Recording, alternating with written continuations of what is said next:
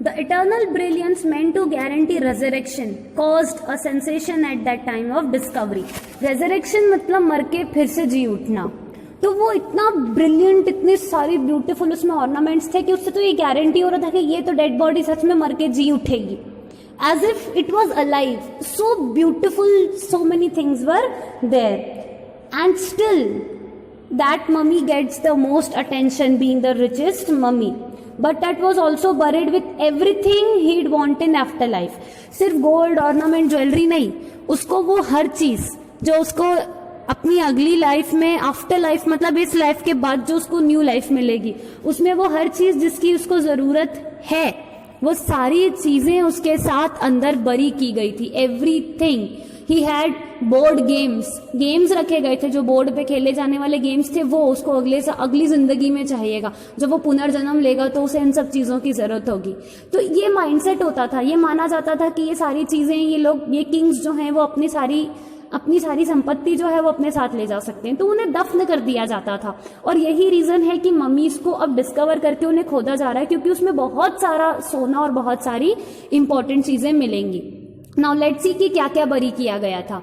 Board games थे, एक bronze की रेजर थी, लिनन अंडरगारमेंट्स थे, और फूड और वाइन के केसेस थे. खाना और वाइन भी केसेस के फॉर्म में उसके साथ में बरी किया गया था. After months of carefully recording the Faroha's funerary treasures, महीनों तक कार्टर ने उस फरोहा के फ्यूनररी ट्रेजर मतलब खजाना, फ्यूनररी उसके फ्यूनरल के समय जो खजाना उसके साथ बरी किया गया था, दैट इज फ्यूनररी ट्रेजर्स. उसको जब कई महीनों तक स्टडी करना पड़ा, उसको कई महीनों तक देखना पड़ा, तब जाके उन्हें सारी चीजों का पता चला. Carter began investigating his 3 nested coffins. ये तो सारी चीजें साथ में बरी की गई थी. अब उसके कॉफिन के साथ में, उसके ताबूत के साथ में 2 ताबूत और रखे थे. तो उन तीनों, इतनी सारी चीजें देखने समझने में ही महीनों बीत गए. उसके बाद कार्टर ने अब फिर वो जो 3 कॉफिन्स थे, वो जो 3 ताबूत वहां उस कब्र में गड़े हुए थे, उन 3 ताबूतों को डिस्कवर करना या फिर उनको देखना और उनके बारे में जानना शुरू किया.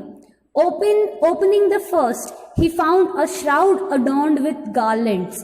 पहले को ओपन किया तो उसमें उन्होंने एक श्राउड मतलब वो जो डेड बॉडी के ऊपर जो कवर अप किया जाता है, जैसे कफन हम कहते हैं, इन हिंदी इट्स नोन एज कफन. तो जैसे ही उसने पहला वाला ताबूत ओपन किया तो उसमें एक श्राउड था, एक कफन डला हुआ था, जो कि विलो और ऑलिव लीव्स के गार्लैंड से ढका हुआ था.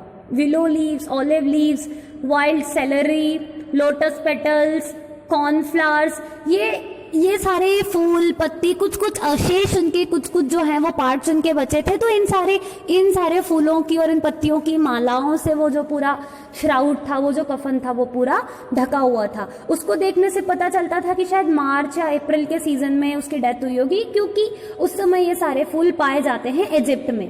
फाइनली जब वो मम्मी तक पहुंचे, मतलब उस बॉडी तक वो पहुंचे, ही रैन इनटू ट्रबल. अब एक ट्रबल में फंस गए. द रिचुअल रेजन्स, बॉडी को पूरा जो है वो एक पर्टिकुलर टाइप का केमिकल होता है, उससे पूरा कवर अप किया जाता था. उस केमिकल को पूरी बॉडी में लगाया जाता था, और फिर उस केमिकल को, ताकि बॉडी सड़े ना. अब नेक्स्ट लाइफ में जाना है उनको, तो बॉडी डिस्ट्रॉय ना हो, इसलिए वो डिजनरेट ना हो, इसीलिए उसको खराब ना हो, इसलिए बॉडी को वो जो रिचुअल, मतलब जो रिचुअली ये जो यूज किए जाते थे रेजिन्स, उनसे उस पूरे बॉडी पे वो लगा हुआ था. तो उसकी वजह से क्या हुआ था कि वो जो बॉडी थी वो हार्डन हो गई थी, वो बहुत कड़क हो गई थी, और वो पूरी सीमेंट जैसी कॉफिन के साथ जो बॉडी थी वो जम गई थी. To the bottom of a solid gold coffin, उसका पूरा कॉफिन भी सॉलिड गोल्ड का बना हुआ था. तो उसकी वजह से क्या हुआ, वो जो रिचुअल रेजिन्स थे, वो बॉडी जो है वो पूरी जम गई थी, वो पूरी कड़क होके सीमेंट जैसी पूरी नीचे लग गई थी, वो निकल ही नहीं रही थी उसमें से. No amount of legitimate force could move them. कितना भी ताकत लगा लो, कितने भी आप मस्कुलर फोर्स लगा लो, वो बॉडी वहां से निकल ही नहीं रही थी. उसमें भी इतने 1000 सालों से वहां जमी हुई है. कार्टर ने जब बाद में अपनी बुक लिखी, उसमें लिखा What was to be done, हमें कुछ समझ में नहीं आ रहा था कि क्या किया जाए, वो बॉडी इतनी बुरी तरह से जम गई थी. सो कार्टर ने उस बॉडी को निकालने के लिए क्या किया, will study in next class. Good afternoon, dear students. So we were discussing about King Tut's mummy, and we had read till the point where Howard Carter, the first one who discovered Tut's mummy, tried ultimate force, all kind of legitimate force, but he could not move the mummy. It was so cemented with the rituals raising to the coffin. उसने सारी कोशिश लगा ली, ताकत लगा ली, लेकिन coffin में से वो निकल ही नहीं रही थी. अब उसे समझ में नहीं आ रहा था कि क्या किया जाए. The sun can beat down like a hammer for this far south in Egypt, and Carter tried to use it to loosen the raisins.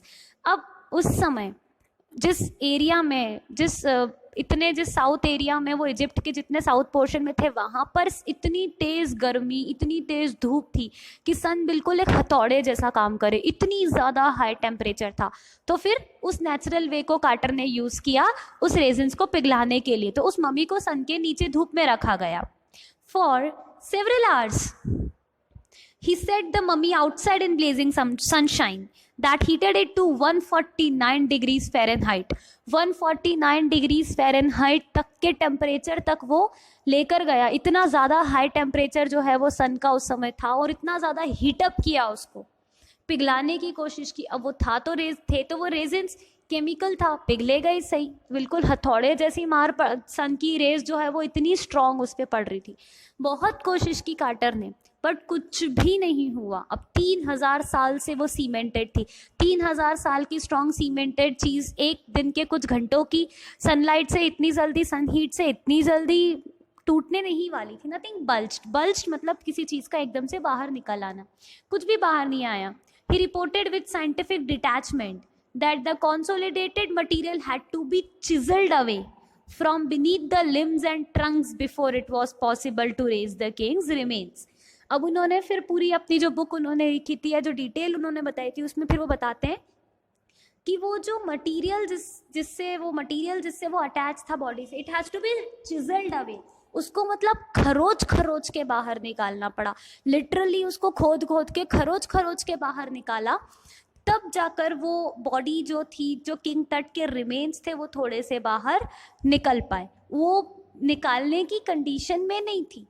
इतनी धूप देने के बाद भी वो पिघला नहीं. तो जैसे किसी चीज़ को बिल्कुल कुरेद के बाहर निकालते हैं ना, वैसे उसको कुरेद के उन सारी चीज़ों, उन रिमेन्स को बाहर निकाला गया. In his defence Carter really had little choice. अपने डिफेंस में, अब वो अपने डिफेंस, और वो उस कुरेदने की वजह से ये हुआ था कि बॉडी बुरी तरह से डिस्ट्रॉय हो गई थी. जिसे हम हिंदी में कहें तो क्षतिग्रस्त हो गई थी. बहुत बुरी तरह से ख़राब हो गई थी. उसके हाथ पैर जो है वो अलग अलग टूटने लगे थे, क्योंकि वो अटैच था. तो टुकड़ों में फिर उसको निकालना पड़ा था. कुछ थोड़ा सा हिस्सा कुरेता, फिर वो बाहर आया, फिर उसको निकालना, फिर खरोचा, फिर बाहर आया. तो कार्टर को अपने डिफेंस में कहने के लिए बहुत कम चीज़ें थी. सिर्फ ये था कि वो निकल नहीं रहा था. If he hadn't cut the mummy free, thieves most certainly would have circumvented the guards and ripped it apart to remove the gold. अब obviously इतनी पुरानी मम्मी को उन्होंने नुकसान पहुंचाया, तो उनके ऊपर दोष तो लोगों ने, गवर्नमेंट ने, सबने कुछ ना कुछ तो कहा होगा.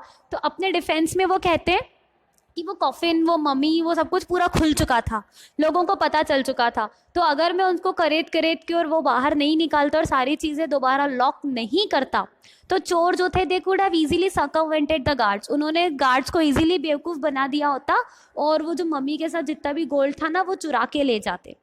उसको बचाने के लिए ripped it apart to remove the gold, मतलब उसकी बॉडी पे जो गोल्ड था उसको भी कुरेद के ले जाते. तो बचाने के लिए मैंने ऐसा कुछ किया. In Tut's time, the royals were fabulously wealthy and they thought or hoped they could take their riches with them. King टट के टाइम पे, मतलब जब जितनी साल पुरानी ये बात है, 3-3.5 साल पहले, इजिप्ट के जो राजा थे, they had very riches. They were fabulously wealthy. बहुत ज़्यादा धन, पैसा, शोहरत, सब कुछ थी उनके पास में. और उन्हें ऐसा लगता था, ऐसा वो सोचते थे, या फिर ऐसी वो उम्मीद रखते थे कि वो ये सारी चीज़ें अपने साथ ले जा सकते हैं, वो सब कुछ अपने साथ वो लेके जा सकते हैं. For his journey to the great beyond, king Tut was lavished with glittering golds, precious collars, inlaid necklaces and bracelets. To his journey to the great beyond, वो फाइनल डेस्टिनेशन की जब उनकी जर्नी थी, मतलब वो जो उनका फ्यूनरल पायर था, उस जर्नी में वो ऐसा जब वो दफन किया गया, तो that was the journey to the great beyond, to a new life. उनकी जर्नी के लिए, उस न्यू लाइफ की जर्नी के लिए जब वो निकल रहे थे तो किंग टट के साथ साथ क्या रखा गया था?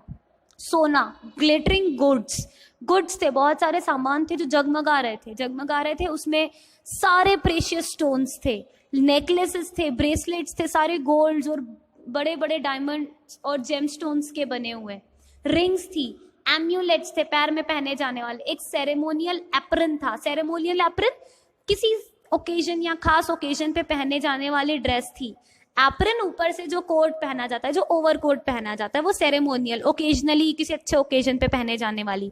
सैंडल्स थे, sheets for his fingers and toes, and the now iconic inner coffin and mask. वो जो इनर कॉफिन, जो कॉफिन में मेन था जिसमें उसकी बॉडी रखी थी, वो उसका ऊपर का मास्क, सब कुछ प्योर गोल्ड का था, सब कुछ प्योर गोल्ड का था। एक एक चीज जो थी वो टट के कॉफिन में प्योर गोल्ड की बनी हुई थी। उसे पूरा ऊपर से नीचे तक गोल्ड से और बड़े बड़े डायमंड से लाद दिया गया था।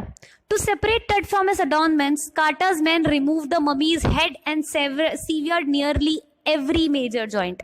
अब उस मम्मी को उसमें से निकालने, मतलब अडॉर्नमेंट्स, वो जो ज्वेलरीज पहनी हुई थी, उन ज्वेलरी में से निकालने के लिए, वो ज्वेलरीज जो है वो हाथ के कड़े और वो सब कड़क हो गए थे, स्टिफ हो गए थे, तो उनमें से निकालने के लिए भी इतनी मेहनत लगी थी कि एक एक उसका पहले सिर अलग किया, गले में पहना हुआ था तो उससे वो अड़ गया था, बिल्कुल अड़क गया था, उसमें बिल्कुल चिपक गया था उसमें जाके। तो उसके लिए उसका पहले कार्टर के जो आदमी थे उन्होंने मम्मी के हेड को हटाया और उसके एक एक मेजर जॉइंट को, बड़े से बड़े जॉइंट को उन्होंने, जो जितना भी मेजर जॉइंट्स जो थे बॉडी में, वो सारे जॉइंट्स को अलग अलग करके और फिर उन्होंने उसकी बॉडी को अलग अलग सेपरेट किया।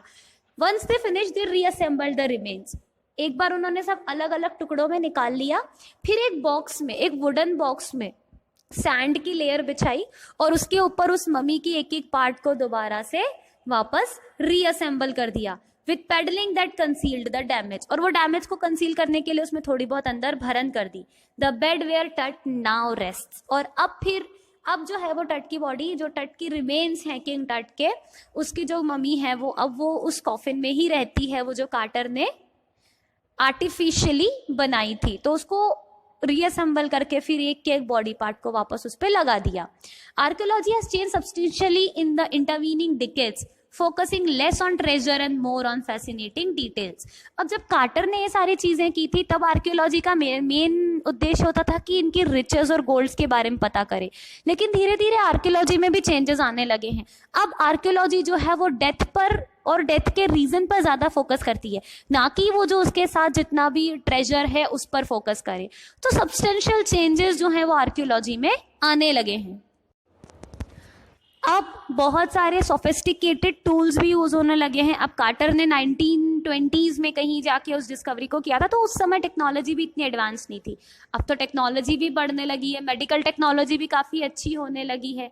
1968, more than 40 years after Carter's discovery, an anatomy professor x-rayed the mummy. Anatomy 1922 something कुछ में कार्टर ने किया। 1968 में एक और एनाटॉमी प्रोफेसर ने किंग टट की मम्मी का जो है वो किया था, सीटी स्कैन किया था उस समय, जो है एक्सरे किया था। उस समय कार्टर के टाइम पर इतनी टेक्नोलॉजी नहीं हुआ करती थी, जबकि 1968 में अराउंड 40 years बाद जब वो चीज़ की गई तो काफ़ी टेक्नोलॉजीज आ गई थी। तो एक एनाटॉमी के प्रोफेसर थे, उन्होंने जब उसकी बॉडी का एक्सरे किया तो उस एक्सरे से एक स्टार्टलिंग फैक्ट पता चला, एक बहुत ही शॉकिंग फैक्ट पता चला। उससे ये पता चला कि वो रेजिन जो उसके चेस्ट को कवर अप करके रख रहा है, उसके नीचे फ्रंट रिब्स गायब है, उसकी ब्रेस्ट बोन और फ्रंट रिब्स, जो आगे के रिब्स हैं, वो गायब हैं। अब ये चीज उस समय पता नहीं चल पाई क्योंकि इतनी टेक्नोलॉजी उस समय एडवांस नहीं थी। तो ये एक शॉकिंग फैक्ट था कि रिब्स गायब है, उसका ब्रेस्ट बोन गायब है, ऐसा कैसे हो सकता है। इसके पीछे ये एक बहुत बड़ा शॉकिंग रिविलेशन था, तो इसके पीछे क्या हो सकता है वो पता करना जरूरी था। तो इसी तरह जब सीटी स्कैन यूज किया गया, तब सीटी स्कैन से तो पूरे बॉडी पार्ट के अलग अलग पिक्चर्स बन जाते हैं, by which hundreds of x-rays in cross section are put together. बिल्कुल ब्रेड के स्लाइस जैसे छोटे छोटे पिक्चर्स होते हैं, एक्सरेड पिक्चर्स होते हैं, और उनको इकट्ठा करके एक पूरा बड़ा पिक्चर बनाया जाता है और उसे कहा जाता है सीटी स्कैन, कंप्यूटेड टोमोग्राफी। तो उसके थ्रू अब तट की बॉडी स्कैन की जाने लगी है, तो धीरे धीरे एडवांसमेंट होने लगे। What more would a CT scan reveal of TUT than the X-ray? Obviously CT scan, X-ray, ये सारी चीजें पूरा इंटरनल बॉडी स्ट्रक्चर बता देती हैं। तो मेन तो वो स्केलेटन का स्केलेटन ही था ना, उस स्केलेटन को ही तो पूरा विजुअलाइज और उसको देखना था। And could it answer two of the biggest questions still lingering about him? How did he die and how old was he at the time of his death? तो एक क्वेश्चन, ये क्वेश्चंस कुछ उठते हैं। सबसे पहले तो ऑथर का कहना है कि जितना एक्सरे ने बताया उससे थोड़ा सा ज्यादा जो है वो सीटी स्कैन बता देगा। और क्या वो दो सबसे बड़े क्वेश्चंस का आंसर दे पाएगा? एक तो ये कि उसकी डेथ कैसे हुई, और दूसरा ये कि वो उसकी एज क्या थी जब उसकी डेथ हुई। किंग टट का डिवाइस जो था वो एक बहुत बड़ा इवेंट था। डिवाइस, उसकी डेथ बहुत बड़ा इवेंट था। इवन रॉयल स्टैंडर्ड्स के लिए भी, इवन रॉयल फैमिली के लिए भी एक बहुत बड़ा इवेंट था, क्योंकि वो एक बहुत ही स्ट्रॉन्ग फैमिली लाइन का आखिरी रूलर था। एक इतनी स्ट्रॉन्ग फैमिली लाइन जिसने जिसको कई दशकों तक, कई सेंचुरीज तक रूल किया, उसका वो आखिरी रूलर था। एक पूरी फैमिली खत्म हो रही थी, एक फैमिली लाइन खत्म हो रही थी। तो इसीलिए उसका डेथ आर्कियोलॉजिकली तो एक बहुत बड़ा इवेंट है ही, हिस्टोरिकली है ही, रॉयली भी एक बहुत बड़ा इवेंट वो था। And his funeral was the death rattle of a dynasty. एक पूरी डायनेस्टी की, एक पूरी एम्पायर का वो डेथ रैटल था। मतलब उसके साथ साथ वो पूरा एम्पायर मर गया, तो उसके फ्यूनरल के साथ साथ में उस पूरे एम्पायर का भी फ्यूनरल निकला। तो एक बहुत बड़ी बात थी। But the particulars of his passing away and its aftermath are unclear. लेकिन उसकी पासिंग अवे, उसकी डेथ के पर्टिकुलर्स, क्या रीजन थे, कैसे क्या हुआ, वो अभी भी अनक्लियर है। और उसके बाद क्या हुआ, व्हाट वर द आफ्टरमैथ्स, उससे भी लोग अभी तक अनजान है कि उसके जाने के बाद क्या हुआ।